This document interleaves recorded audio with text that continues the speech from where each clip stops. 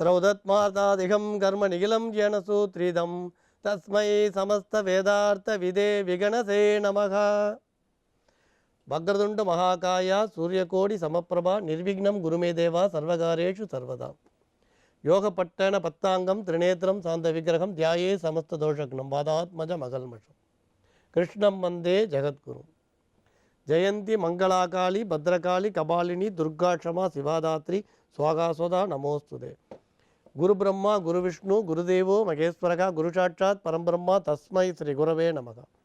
அஸ்மத் குருபியோ நமக. விகணச மகா குருவே நமக. அனுமன் சுவாமிகள் ஆசிகளுடன். பொதுவாக ஒரு பிரச்சனை வரும்பொழுது சில ஜோதிடர்கள் சொல்லக்கூடியது பித்ரு சாபம். இந்த பித்ரு சாபம்னு சொல்லும்பொழுது எல்லாருக்கும் ஒரு பயம் வரும். சில நேரங்களில் நல்ல காரியங்களை கூட பயமுறுத்தி தான் செய்ய வேண்டியிருக்கு. நீங்கள் பள்ளிக்கூடத்தில் போன நாளைக்கு இந்த பாடத்தை எழுதிட்டு வீட்டு பாடம் எழுதிட்டு வரலன்னா முட்டி போடணும் அப்படி சொன்னோடனே எல்லா பசங்களும் பாடத்தை ஒழுங்காக எழுதிட்டு போவான். அவர் நாளைக்கு வீட்டு பாடம் எழுதிட்டு வாப்பா அப்போ தான் நல்லா படிப்பீங்கன்னா கேட்க மாட்டான். முட்டி போடணும்னு சொன்னோடனே பயம் வந்துடும் பசங்களுக்கு, உடனே ஒழுங்காக எழுதிட்டு போவான். அதே மாதிரி நம்ம பெரியவங்களோட அந்த சம்பிரதாயங்களை பித்ருக்களை நினைக்கலன்னா சாபம் கொடுத்துருவா அப்படின்னா உமாச்சி கண்ணை குத்தோன்ற மாதிரி. உமாச்சி அப்படின்னு சொன்னால் உமா மகேஸ்வரன் அர்த்தம். உமாச்சி அப்படின்னு சொன்னால் உமா மகேஸ்வரன்.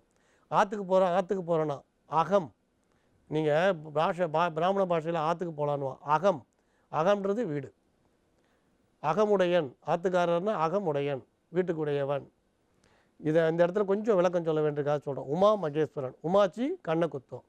இப்படி பயமுறுத்தினாத்தான் நம்ம செய்கிறோம். பித்ரு சாபம்னு சொன்ன உடனே பயப்படுறோம். உடனே என்ன பண்ணுறோம்? எள்ளு வாங்கினது தர்ப்பணம் கொடுக்குறோம், வேஷ்டி தானம் பண்ணுறோம், அவள் அதில் நினச்சி திதி கொடுக்குறோம், க்ஷேத்ராடனங்கள்லாம் போகிறோம், ராமேஸ்வரம் போகிறோம், கயா போகிறோம், அதேமாரி பார்த்தா பத்ரிநாத் போகிறோம். இந்த மாதிரி இடங்களுக்கெல்லாம் போய் பரிகாரங்கள்லாம் பண்ணுறோம். ஆக ஏதோ ஒரு இடத்துல அந்த பயம் வந்தால் தான் நம்ம அதுக்கு பண்ணிக்கிறோமே தவிர, ஆனால் நமக்கு நித்திய கர்மங்களை கரெக்டாக செய்யணும். அதனால் பயம் வேறு பக்தி வேறு. பயபக்தின்னு இந்த இடத்துல இருக்க வேண்டியது நியாயம்தான். ஆனால் வெறும் பயம் மட்டும் பலன் தராது. அப்போ இந்த மாதிரி விஷயங்கள் வரும்போது சில பேர் சொல்லுவாள், நீ ஒரு வருஷத்துக்குள்ளே தீபாவளியை கொண்டான்ட்ட, பெரியவங்க இறந்து ஒரு வருஷம் வரைக்கும் எதுவும் பண்ணக்கூடாது. நீ எல்லாரும் பார்க்குறோம், பெரியவங்க இறந்து ஒரு வருஷத்துக்குள்ளே தீபாவளி கொண்டாடிட்டேன், பெரியவங்க இறந்து ஒரு வருஷத்துக்குள்ளே பொங்கல் பண்டிகை பண்ணிட்டேன். முதல்ல பண்டிகை வேறு விரதம் வேறு, கொண்டாட்டங்கள் வேறு விரதம் வேறு. அதை முதல்ல நம்ம புரிஞ்சுக்கணும். பெரியவங்க இறந்த உடனே எல்லாத்தையும் போட்டு வீட்டில் விளக்கேற்ற சில பேர் பார்த்தீங்கன்னா பூஜை ரூம் வச்சு பூட்டி சீல் வச்சுருவான். அந்த ஒரு வருஷம் திறக்கவே மாட்டான். நிம்மதியாக போச்சு காத்தால நிதானமாக எழுந்துக்கலாம். சீல் வச்சுடுவோம். அப்புறம் ஒரு வருஷம் கழிச்சு திறந்தால் அதில் கரப்பாம்பூச்சி பல்லி எலி எல்லாம் இருக்கும். ஆக அப்போ பெரியவங்க இறந்து ஒரு வருஷம் வரைக்கும் ஒன்றுமே பண்ணக்கூடாதா அப்படின்னா முதல்ல அந்த கருத்து தவறானது. நீங்கள் பிராமணர்களாக இருந்தால் சந்தியாவந்தனம் பண்ணுறது, ஸ்ரீவித்யா உபாசகர்களாக இருந்தால் அந்த லலிதா சகஸ்ரநாம பாராயணம் பண்ணுறது, அம்பாள் ஜபம் பண்ணுறது, நித்திய கர்மானுஷங்கள் அவுபாசனம் பண்ணுறது, விளக்கேற்றுறது, கோலம் போடுறது, சுவாமி நாமங்களை சொல்கிறது, ராமாயணம் படிக்கிறது, இதெல்லாம் கட்டாயம் பண்ண வேண்டிய விஷயம். நீங்கள் ராமாயண பாராயணம் பண்ணுறது சங்கல்பம் பண்ணி படிச்சுட்டே வரீங்க, இதனால் ஒரு வருஷம் மூடி வைக்கணும்னு அவசியம் இல்லை.